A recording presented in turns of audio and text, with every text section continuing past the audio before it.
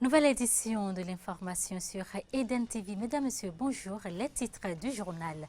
Les lauréats de la 3e édition de la bourse Ghislaine Dupont et Claude Verlon au Bénin sont connus. Leurs noms: Cécile Goudou de la radio nationale, OETB, Didier Guédou de Diaspora FM, Eden TV.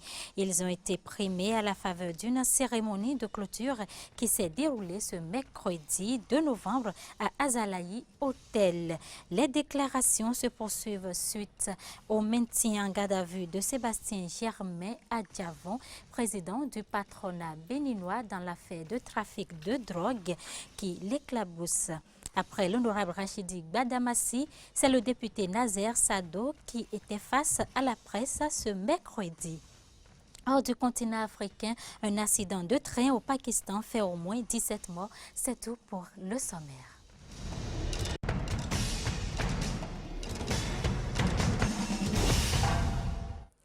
Bienvenue dans cette édition. Je l'annonçais dans les titres, les lauréats de Radio France Internationale, RFI, édition 2016, pour rendre hommage aux deux professionnels de cet organe tués à Kidal il y a 3 ans sont désormais connus.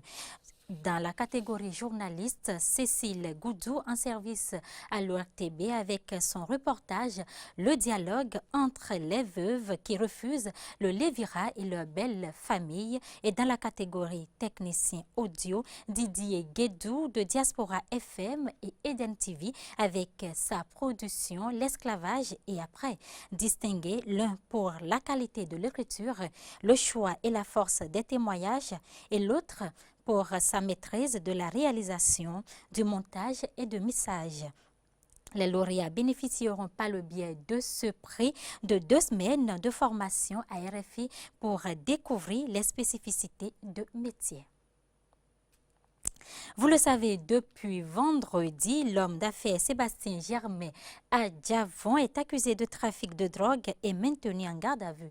Toute la matinée de mercredi, une forte mobilisation de la population a assiégé le carrefour des 3 banques et les alentours de la brigade territoriale de Beto, scandale des slogans et des cris à la libération de Adjavon. Tout ceci sous le regard des forces de sécurité publique qui ont bloqué toute voie donnant accès à la dite brigade. Même scène au carrefour du tribunal de Cotonou. Les visites des hommes politiques et représentants de la société civile continuent à la brigade territoriale de Beto selon nos reporters sur le terrain. Tout le monde attend la décision du procureur de la République près le tribunal de première instance de Cotonou avant les 8 jours de la garde à vue prévue par la loi, a déclaré Maître Alain Orunla, l'un des avocats de Sébastien Germain Adjavon. Dans la même optique, le député Nazer Sado était face aux hommes des médias ce mercredi. L'élu de la 24e circonscription électorale a donné son avis sur cette affaire qui, selon lui, distrait le peuple. Il plaide pour la libération de Sébastien Germain Adjavon et demande au gouvernement de sauvegarder la cohésion et l'unité nationale. Écoutons l'honorable Nazer Sado au micro de Horacia Djodji. Depuis 5 jours déjà, le président Sébastien Adjavon est placé en garde à vue pour une présumée affaire de trafic de drogue. Il s'agit d'une situation déplorable qui risque d'entacher sérieusement l'image de marque de notre pays si elle n'est pas bien gérée. C'est une épreuve pour notre cher pays, le Bénin, qui nous interpelle tous et ne peut laisser personne indifférent. En ces temps de conjoncture économique et financière difficile, le Bénin a mieux à faire que d'investir son énergie dans une affaire qui distrait le peuple ou qui ajoute à sa misère. Le gouvernement de la rupture vient de transmettre son projet de budget ambitieux à l'Assemblée nationale. Et nous pensons que les énergies doivent être concentrées sur des défis sérieux du genre. Nous estimons que le gouvernement doit plutôt œuvrer à sauvegarder la cohésion et la stabilité nationale. C'est pourquoi nous plaidons pour la libération rapide du président Sébastien Adjavon afin de libérer le peuple, toute tendance confondue, du grand stress qu'il subit depuis son arrestation. Cette libération n'exclut en rien l'éventualité d'une poursuite des enquêtes par les autorités compétentes si elles le jugent nécessaire. Changeons de registre à présent pour parler de la visite ce mercredi de Merci Chypre d'une forte délégation de parlementaires appelés en France Navi de l'Espoir, dont la mission consiste à améliorer l'accès aux soins de santé dans les pays d'Afrique. Dans les pays d'Afrique en voie de développement, la dite délégation est allée constater de visu toutes les opérations menées par les membres de l'équipage vis-à-vis de la population béninoise. La délégation constituée des députés a d'abord eu droit à une projection vidéo sur les actions de l'organisation Africa Merci et ensuite à une visite guidée du navire. Nous vous invitons à suivre à présent les propos du premier et deuxième vice-président de l'Assemblée nationale. Au terme de cette visite, ils sont au micro de Ibrahim Orunam et Damien Pedro. Nous n'avons pas passé beaucoup de temps sur ce bateau, mais nous avons vu en très peu de temps beaucoup de choses. Des choses qui nous ont émus, des choses qui nous ont permis d'apprécier la grandeur de cœur des hommes et des femmes qui animent cette initiative. Vous nous donnez à chacun de nous ici présents la leçon, une grande leçon de solidarité humaine, une grande leçon d'humilité, de don de soi. Ce pourquoi un député est déjà député. On n'est pas député quand on n'a pas le sens du sacrifice, le sens du devoir pour les plus faibles. Merci à Merci Chypre, parce que nous avons pu lire dans votre démarche que vous faites beaucoup attention aux plus faibles, aux marginalisés, à ceux-là que parfois nous ne voyons pas et pour qui pourtant nous nous engageons dans le combat. Nous sommes tous contents, très satisfaits. On ne savait pas que dans le monde, qu'il y a des gens qui aiment l'humanité comme ça. Le bateau Merci Chypre, Africa, je crois que c'est ça, est une merveille, un don de Dieu, je dirais même. Parce que j'ai vu des Béninois avec des maladies très compliquées qui sont en train de soigner. J'ai été émerveillé ce soir. Je ne savais pas qu'il y avait une telle chose ici. Donc je profite pour féliciter et remercier les organisateurs et aussi les initiateurs de ce bateau Merci Chypre. Restons avec l'organisation Africa Merci qui, en collaboration avec la Fondation Espace Afrique, a procédé ce mercredi au lancement de l'édition 2016-2017 du programme Food for Life. La cérémonie s'est déroulée au Centre international d'expérimentation et de valorisation des ressources africaines, CIEVLA, à Golo-Djigbe. Ibrahim Orunam et Damien Pedro pour le reportage. Venus de la Côte d'Ivoire, du Bénin et du Gabon, ils sont 35 stagiaires au total. Ils suivront pendant environ 5 mois une formation en agroécologie dans le cadre du programme Food for Life. Nul n'est sans savoir que de nos jours, il existe un fléau qui sévit partout dans le monde et en particulier en Afrique, le changement climatique, qui laisse nos agriculteurs dans un dilemme intermittent. D'ici 2050, si rien n'est fait, nos populations ne connaîtront plus rien que de subir les conséquences d'une mauvaise gestion des ressources naturelles. De telles conséquences qui seront la sous-alimentation, la baisse de la productivité agricole, la famine, la malnutrition sévère, la réduction de l'espérance de vie et la perte de la biodiversité, etc.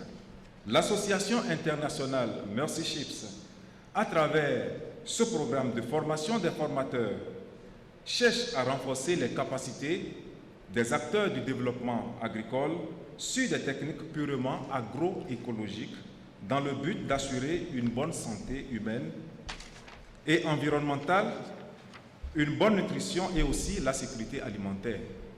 Africa Mercy, organisation humanitaire intervenant dans le domaine de la santé, justifie son soutien au programme. Nous avons signé un accord il y a 2 semaines sur le navire, donc entre notre président fondateur et M. Samuel Dossou, le fondateur de l'Espace Afrique. Cet accord nous permet d'aller avant avec cette formation que nous pensons extrêmement importante. Nous avons entendu tout à l'heure que nous sommes une organisation qui spécialise dans la santé et tout spécialement dans la chirurgie. Alors pourquoi un cours, une formation pour l'agriculture? Tout simplement parce que nous l'appelons et nous le concentrons comme une formation nutritionnellement pour l'agriculture. Et pour ce fait, c'est le meilleur médicament préventif d'avoir la bonne nutrition. Donc c'est pour ça que c'est tellement important pour nous.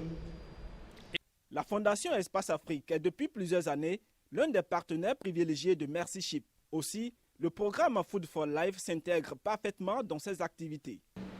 En acceptant de mettre ses infrastructures et son expertise au service de cette activité, la Fondation Espace Afrique entend contribuer au développement et à la vulgarisation de l'agroécologie, c'est-à-dire des pratiques qui permettent de conserver l'environnement, d'améliorer la qualité nutritionnelle des aliments et de mettre en œuvre en même temps des activités complémentaires. La vice-présidente du Centre international d'expérimentation et de valorisation des ressources africaines lance cet appel aux stagiaires. Je voudrais inviter les bénéficiaires de cette formation à faire preuve d'assiduité, d'ouverture d'esprit, d'attention soutenue afin d'en sortir mieux outillés que par le passé et surtout capables d'assurer plus efficacement la politique de sécurité alimentaire au bénéfice des populations, notamment par le biais de produits parfaitement biologiques. Nous espérons vous voir devenir à l'issue de ces quelques mois de formation des techniciens multidisciplinaires capables à votre tour de parfaitement transmettre le savoir qui vous aura été inculqué. Il est à noter que cette formation prend fin le 31 mars 2017. Terminons cette page Nation par la remise de chèques par le ministre des Sports, Osbald Romeki, aux fédérations sportives béninoises. L'événement s'est déroulé en présence de tous les membres du cabinet ministériel et des représentants de toutes les fédérations. C'est le président du comité national olympique et sport du Bénin qui a, au nom des fédérations sportives, remercié le ministre et le gouvernement. Suivons ici un extrait des propos du ministre et du président. Ils sont au micro de Roland Tonekes et Denis Maroya. Pour un pays aussi grand que le nôtre, il n'y a pas de fierté particulière à faire un 2 novembre, ce qui doit servir depuis le 1er janvier. Je veux ici renouveler mon engagement à faire en sorte que désormais les subventions parviennent aux fédérations au cours du premier trimestre de l'année en question. Et c'est le lieu de préciser que la subvention est une contribution à l'effort des fédérations et que la subvention ne saurait couvrir entièrement les frais engagés par chaque fédération dans le cadre de l'exécution de ces activités. Et c'est pour cette raison qu'à partir de l'année 2017, au-delà des subventions que nous accorderons aux fédérations qui seront significatives, nous allons nous employer à aider les fédérations dans la mobilisation du financement privé. C'est la première fois que une autorité à la tête de notre ministère, le ministère des Sports, choisit de faire les choses dans la transparence en ce qui concerne la subvention, ou en d'autres termes, l'appui que l'État a décidé d'octroyer à ses partenaires. Car il faut peut-être le marteler tout le temps, les fédérations sont des partenaires privilégiés du ministère des Sports. En interactualité, l'issue du référendum sur la nouvelle constitution Côte d'Ivoire ne faisait aucun doute avec le boycott de l'opposition. Le oui à la nouvelle constitution ivoirienne a remporté une victoire écrasante avec 93,42% des suffrages au référendum qui a recueilli un taux de participation moyen de 42,42% selon les chiffres de la commission électorale. Suivons ici la réaction de quelques citoyens ivoiriens après la proclamation des résultats provisoires. Ces chiffres ne nous étonnent pas, mais je dois vous dire que nous n'en tenons aucun compte parce que nous savions très bien que ces chiffres n'allaient pas recouvrir la réalité. Dans l'ensemble, la loi n'est pas, à certains points, ne sont pas forcément les meilleurs, mais comme elle peut être revue à tout moment, on peut déjà se baser sur cette loi-là pour avancer. Ça n'a pas été bien expliqué. La population. Moi j'étais au campement dimanche, mon grand-père me disait, mais c'est pourquoi juste. Il n'y a pas eu de véritable communication. On n'a pas eu de temps véritablement de prendre connaissance de tous les tests. C'est vrai que je suis allé me renseigner, il y a vu qu'il y avait quelques avancées au niveau de comment on appelle les fonciers, il y a quelques avancées au niveau de comment on appelle l'éligibilité, tout ça. Mais bon, on aurait voulu qu'il y ait assez de temps quand même pour qu'on ait le temps de consulter les textes. Plusieurs milliers de personnes issues des principaux partis d'opposition et de la société civile ont manifesté ce mercredi dans les rues de Pretoria pour réclamer le départ du président Jacob Zuma. Cette marche intervient alors que la justice sud-africaine doit publier un rapport sur la corruption au sommet de l'État. Reportage. Le leader du parti d'opposition sud-africaine des combattants pour la liberté économique EFF, Julius Malema, a appelé mercredi le président Jacob Zuma à démissionner alors qu'un rapport sur la corruption à la tête de l'État est sur le point d'être publié. Laissez-nous aller sortir Zuma des bâtiments de l'Union. Nous ne pouvons pas laisser un vieil homme détruire la liberté de l'Afrique du Sud, pas sous nos yeux, pas en notre nom. Le bureau de la médiatrice de la République, auteur du rapport, compte le publier sur son site internet, selon le juge Dustin Miambo. Une décision accueillie sous les applaudissements dans la salle du tribunal de la Haute Cour de Pretoria et immédiatement saluée par l'opposition. We are here to report that everything else that members... Nous sommes ici pour dire que toutes les autres choses demandées par les membres de l'EFF ont été approuvées par le tribunal. Camarades, je n'ai pas regardé mes emails, mais il est clair que le rapport du procureur est dans ma boîte, parce que le tribunal a donné des instructions claires selon lesquelles le rapport doit être publié immédiatement.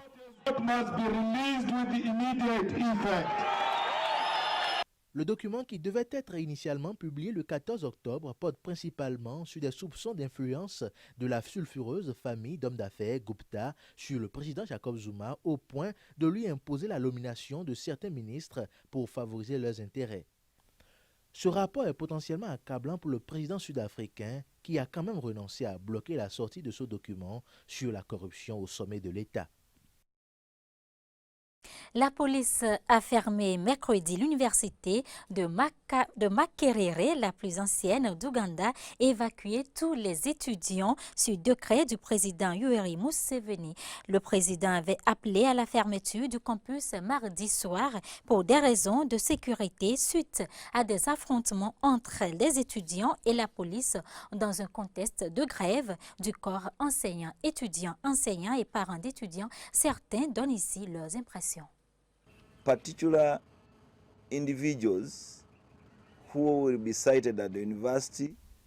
Les individus qui seront cités à l'université en train de mobiliser étudiants ou professeurs de l'université seront traités en conséquence, car certains acteurs politiques veulent sauter sur l'occasion.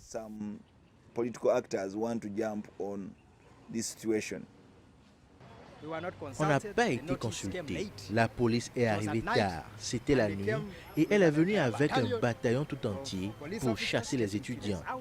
C'est de toute évidence injustifié si nous nous en tenons à la circonscription d'une société libre et démocratique. Ce n'est pas acceptable.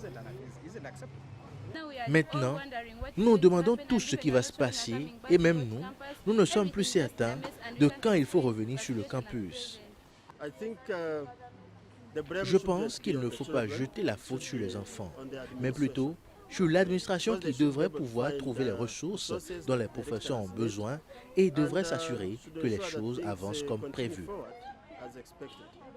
Le secrétaire général de l'ONU, Ban Ki-moon, a licencié mardi le commandant de la force des Nations Unies présente au Soudan du Sud. Il lui a reproché d'avoir échoué à protéger des civils durant une poussée de violence les 8 et 11 juillet. Au lendemain de l'éviction, un comité du gouvernement sud-soudanais recommande l'ouverture d'une cour martiale afin de juger les soldats aux violences. Écoutons le secrétaire d'État chargé de la justice et des affaires constitutionnelles. The committee recommends the formation of a general court martial, a special court, which could be a general court martial. Le comité recommande l'ouverture d'une cour martiale ou d'un tribunal hybride comprenant 2 juges militaires et civils. Nous en sommes arrivés à cette conclusion car les comités ont constaté que la majorité des personnes arrêtées sont des soldats. La cour martiale est la plus adaptée pour eux.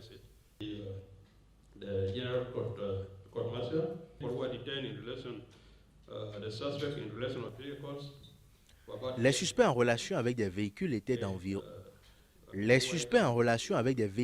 environ 8. En ce qui concerne le viol, il y a 8 personnes qui ont été détenues.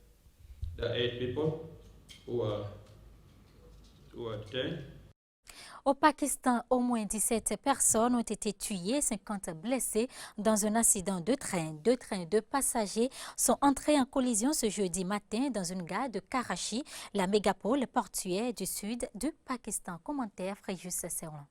L'accident est intervenu lorsque le Zakria Express en provenance de Multan, grosse ville du Pendjab, a percuté le Farid Express venu de Lahore et stationné en gare de Juma Got dans l'est de Karachi. Près de 20 personnes ont perdu la vie et 50 autres blessés selon un premier bilan de sources hospitalières. Sous le regard de dizaines de badauds, des secouristes équipés d'outils pour découper le métal ont tenté de désincarcérer les victimes encore prises au piège dans des wagons affaissés. Les accidents ferroviaires sont fréquents au Pakistan, pays qui a hérité de son passé colonial sous domination britannique, un vaste réseau de chemins de fer mal entretenu et aujourd'hui décrépit. En septembre, 4 personnes étaient mortes et plus de 100 avaient été blessés dans la collision de 2 trains dans la ville de Multan. Aux États-Unis, environ 18 millions de jeunes étudient dans les écoles et collèges, dans les collèges et universités américaines, un électorat que Donald Trump et Hillary Clinton ont des difficultés à attirer selon les sondages. Lors de la dernière élection présidentielle, près d'un électeur sur 2 âgé de moins de 35 ans avait voté. Reportage. Comme Lorraine et Carlos, près de 70% des jeunes voteront cette année à l'élection présidentielle selon plusieurs sondages. Un nombre élevé, car les moins de 35 ans représentent habituellement le groupe le moins susceptible de se rendre aux urnes. Ce sont 2 candidats très uniques, parmi les plus détestés de l'histoire, mais ça a rendu l'élection plus intéressante. Les jeunes sont plus engagés que jamais, en tout cas plus que pour l'élection de 2012. Donald Trump utilise beaucoup les réseaux sociaux. Sa plus grande plateforme a été Twitter et c'est lui qui tweete. C'est du jamais vu et je pense que ça a donné envie aux jeunes de faire entendre leur voix. Comme leurs aînés, les étudiants s'intéressent à l'économie et à la sécurité nationale, mais ils sont également préoccupés par l'inégalité des revenus, la justice, le changement climatique et la dette étudiante. Pour beaucoup, Bernie Sanders était le meilleur candidat. Il a su capter l'attention de la génération Y et il a poussé les jeunes à participer. Je pense que c'est resté. Les jeunes s'intéressent aux enjeux maintenant. Aux États-Unis, la dette des étudiants est estimée à environ 1,3 milliard de dollars. En moyenne, un étudiant américain quitte l'université avec 37 000 dollars de dette. Pour Brennan, la facture sera moins élevée grâce à des bourses, un emploi et des dépenses très contrôlées. Je vivais dans l'appartement le moins cher possible. Je ne mangeais pas beaucoup. Ça m'arrivait de sauter des repas. Et je me suis habitué à la sensation d'avoir faim. Les électeurs de la génération Y constituent désormais le plus grand bloc électoral aux États-Unis. Mais pour Clinton et Trump, difficile d'obtenir leur confiance malgré les promesses d'une éducation plus abordable. Dernière information avant de boucler cette édition. Il y a un an, le barrage de la mine de fer de Samarco cédait dans l'État brésilien. Une catastrophe qui a fait 19 morts et déplacé des centaines d'habitants de villages engloutis. Retour sur les lieux un an après. Le 5 novembre 2015, un barrage du géant brésilien Samarco rompt et déverse des millions de mètres cubes de boue sur des centaines de kilomètres. 19 personnes meurent, des villages sont rayés de la carte, 8000 familles sont touchées. Une catastrophe présentée comme le pire désastre environnemental de l'histoire du Brésil. Un an après, la mine est toujours fermée. Les ouvriers de Samarco s'activent à réparer les dégâts et surtout renforcent un barrage plus important encore que celui qui a cédé. Depuis la rupture du barrage, on travaille 24 heures sur 24, 7 jours sur 7, pour que notre programme de travaux soit achevé d'ici la fin de l'année. En contrebas du barrage, Bento Rodrigues, le premier village englouti. Maria Aparecida et sa famille y habitaient.